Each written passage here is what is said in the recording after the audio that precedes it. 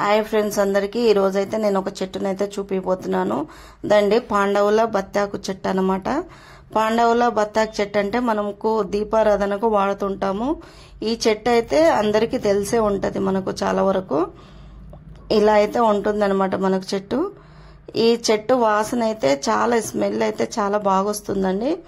దీపారాధనలు అయితే వాడుతున్నా. ఒత్తుకు బదులు ఈ చెట్టు ఒక ఆకునైతే వేసుకొని దీపం వెలిగిస్తే పొద్దున్న నుంచి సాయంత్రం వరకు అయితే ఉంటదండి. మనకు దీపం అయితే మంచి సువాసనతో వెలుగుతూ ఉంటది అనమాట. ఒత్తుకు బదులు ఈ ఆకు అయితే వేసుకోవాలండి మనము. అప్పట్లో పాండవులు అరణ్యవాసం వెళ్ళినప్పుడు ఏ ఒక్క చెట్టు ఆకులతో దీపారాధనకైతే ఉపయోగించుకున్న వాళ్ళంటండి. ఈ చెట్టు అయితే మంచి సువాసనలతో ఎగజల్లిపోతుంటది. ఈ చెట్టు అయితే మన ఇంటి ముందర ఎక్కడైనా వేసుకున్నా చాలా బాగా వస్తుందండి. ఇది కొమ్మ పెట్టుకున్నా వస్తుందన్నమాట. మనకు మన ఇంటి ముందు పెట్టుకుంటే పురుగులు కానీ పాములు కానీ ఏమైతే రావండి. ఇది ఇంకొకటి ఏంటంటే మన హెల్త్ బెనిఫిట్స్ కూడా చాలా ఉన్నాయండి.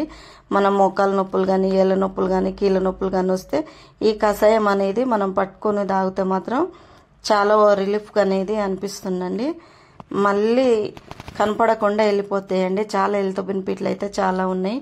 మనకు కూడా ఈ వీడియో నచ్చినట్టయితే లైక్ చేయండి, షేర్ చేయండి, సబ్స్క్రైబ్ చేసుకోండి.